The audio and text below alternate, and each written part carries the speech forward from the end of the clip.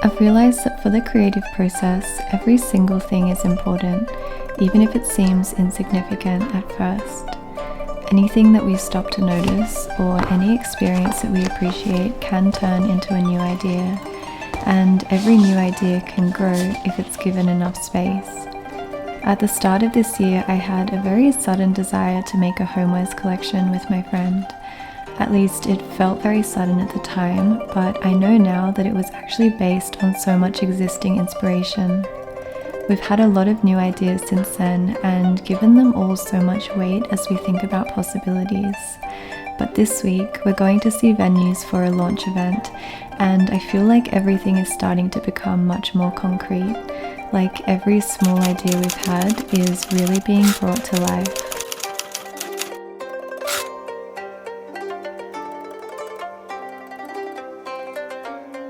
Hi, I'm Ling and I'm turning my apartment into a home art studio. This year I've been making a whole collection of homewares with my friend Sarah, who makes ceramics. The collection is inspired by my Chinese and her Korean heritage, and I've been working on some paintings and fragrances for us.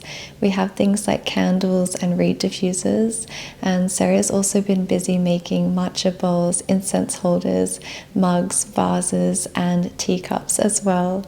If you've seen any of my last videos about this, I'm really excited to share that we have an entire brand now. We've chosen the name, and I'd love if you could follow us on Instagram at Yuli Kiln. There might not be a little bit for a while, but everything is rapidly coming together and we're going to have it all ready to launch in the Chinese Garden of Friendship in Sydney later this year. And if you haven't seen those videos, I can catch you up on the backstory now. Asking Sarah if she wanted to make a collection was the best thing I could have done because we suddenly had space to put all of the ideas that we'd been working on separately. For as long as we've been friends, we have always shared ideas.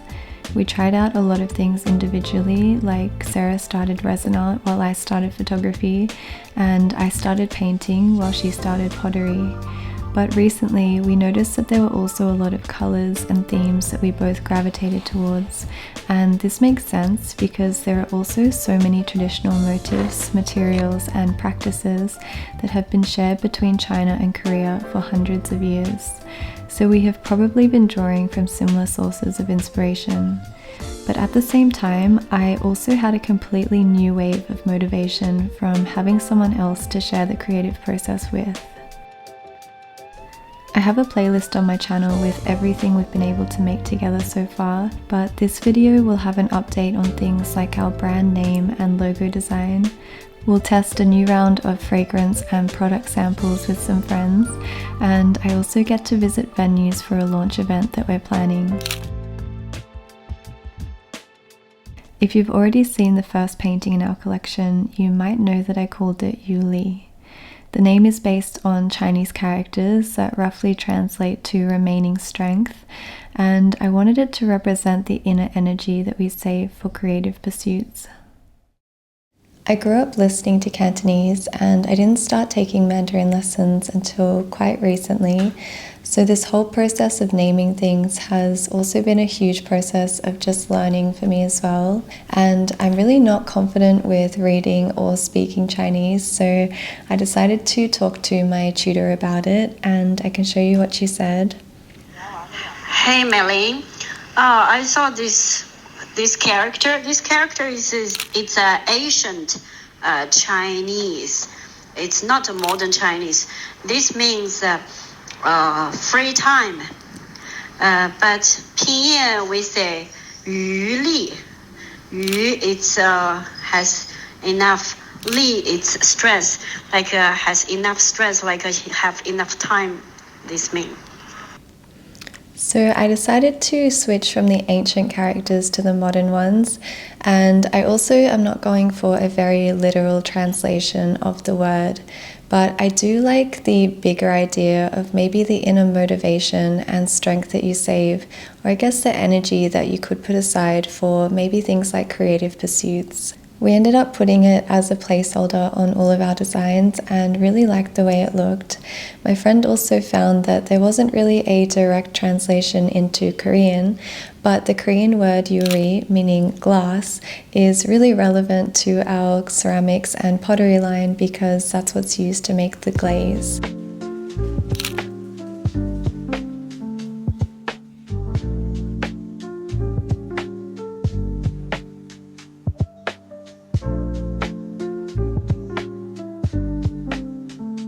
So Sarah and I really wanted the logo to look kind of like a stamp, and she made this really beautiful design which is based on the Korean characters behind our brand.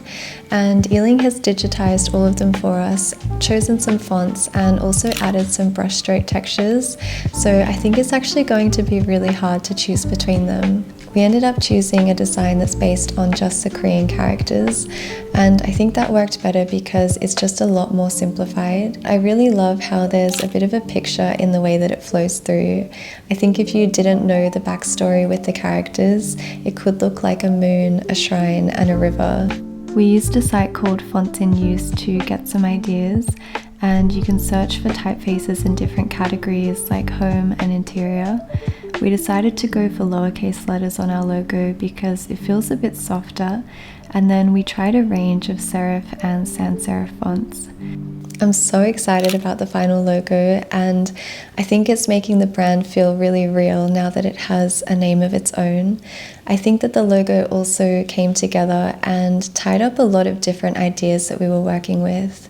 We have the original meaning from the Chinese characters, we have the Korean characters, but they've also been simplified and laid out in a way that makes it look more like an image. And then I think Yuli also does work to read phonetically in English, so I just think it's all come together so nicely, and I can't wait to see it on everything that we make. Once we designed the logo, Sarah was able to start using it on the ceramics.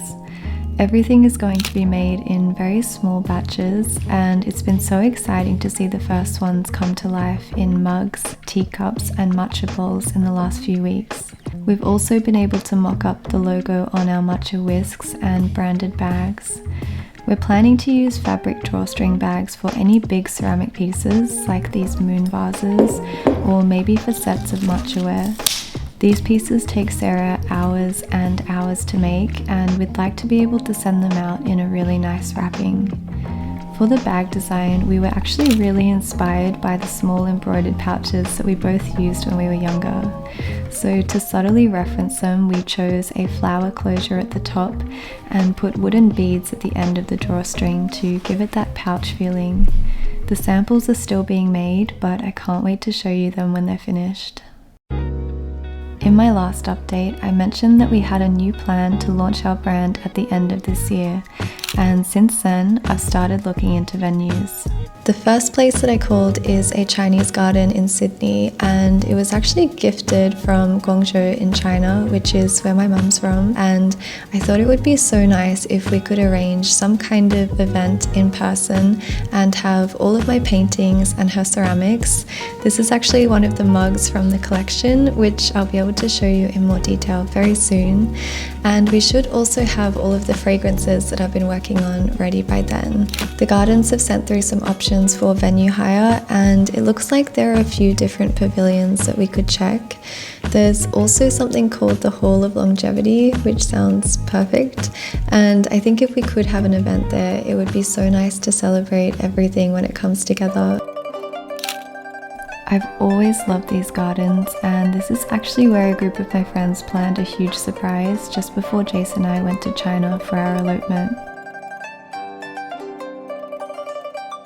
This week we met up with my friend Annie for Yumcha, and she came to look at the venues with me.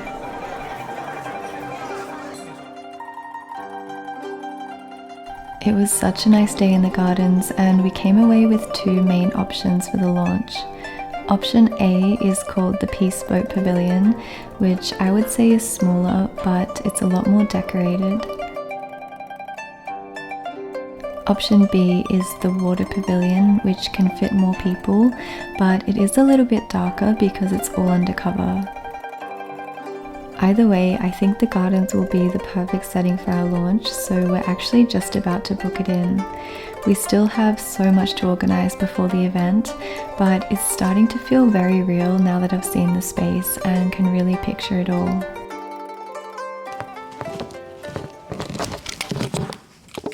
In my last video about the collection, I mentioned that we had originally designed our fragrances by using scented oils from a range of different retailers in Australia. But once we knew the main ingredients and the combinations that we wanted to use, we started to source our own custom oils for the brand. This whole process really took off over the last few weeks while we worked very closely with a fragrance maker on a few signature scents that we'd designed. And this week, the next round of samples arrived for us to test. I've taken out all of the samples and it's actually so exciting to see everything together. I don't really know where to start, but we've got 8 different candles which are based on the fragrances that we've been making for the last few months. We've also got the final test of our porcelain reed diffuser.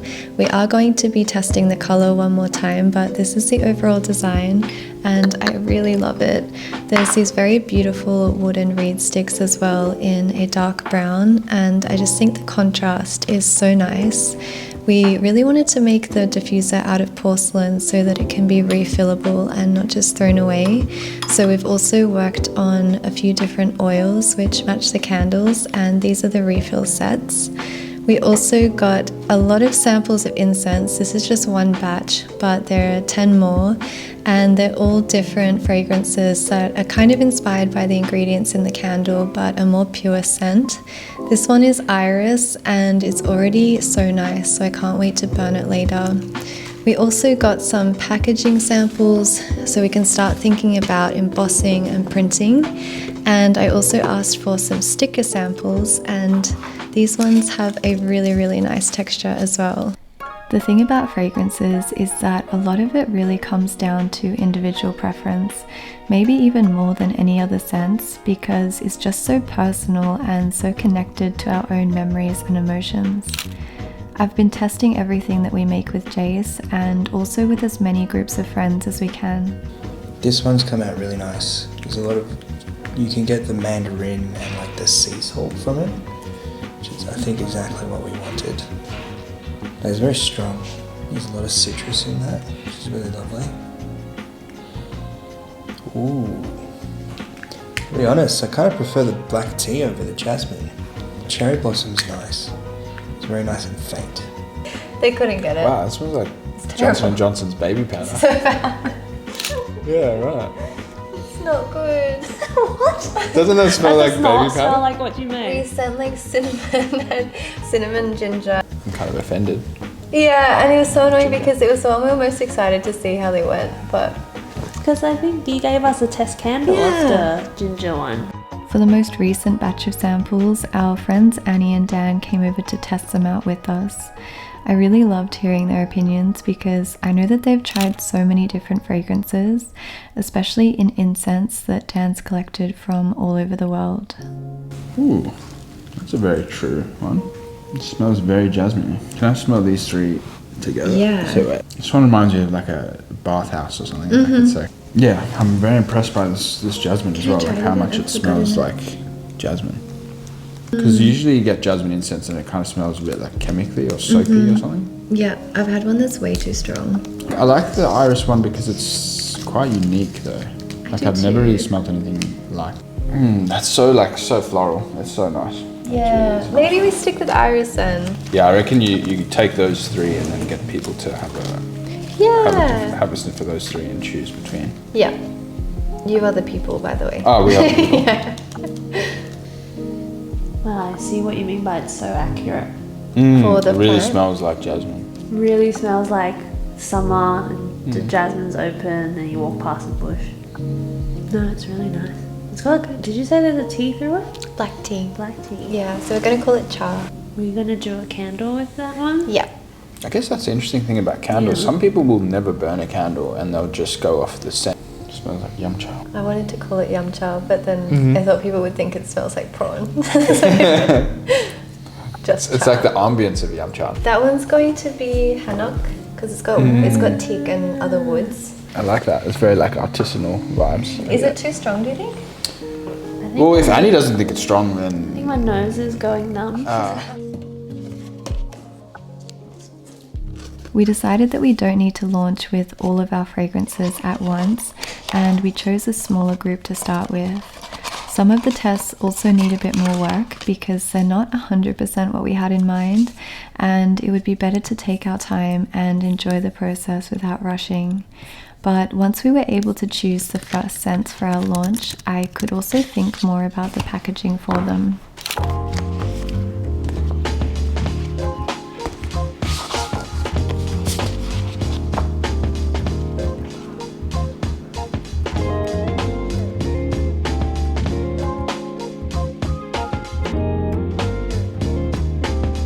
I want to spend some time working on the packaging today, and I find this process so nice because I really see inspiration for the brand everywhere, especially in old Chinese and Korean paintings. So this is the box that we're working with for our reed diffusers.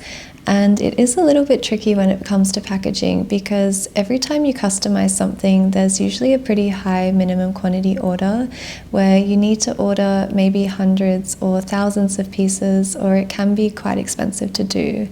But we are really only planning to release things in very small batches. So to get around that, we're planning to make a lot of boxes that are very simply branded, probably with just the logo and the information about the product. And then we can make some stickers at a lower quantity to match each of the fragrances inside.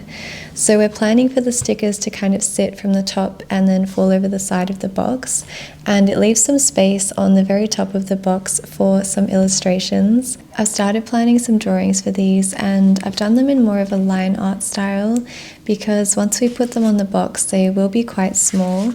But I think my favorite one so far is a drawing that I've done of a dragonfly in a lotus pond, and this one could work for a candle that's really inspired by a waterfall. We also have cranes at night for a fragrance called Moonrise, and a magnolia tree and rooftop for one that's inspired by the Korean Hanok village.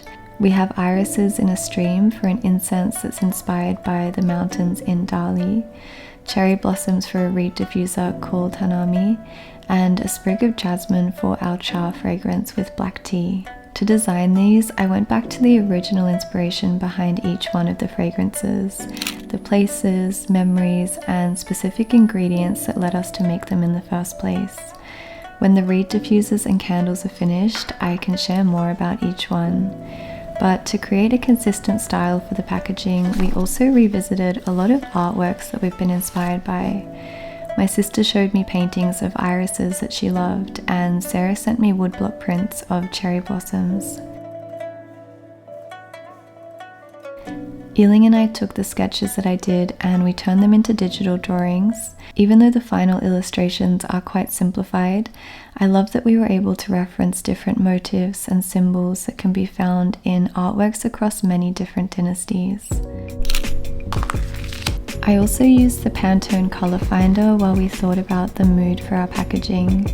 I made a few different sets of colors first, and then we compared one with more pastel options and another one with darker tones. This gave us a base to think about our brand colors, and we ended up choosing the lighter palette. I also found myself gravitating towards colors with names that felt very cozy and related to the brand, like brown rice, chestnut, egret, moonbeam, lotus, and orchid tint. I eventually started placing the designs onto packaging files for things like the boxes and candle dust cards, and hopefully you can start to see how it's coming together.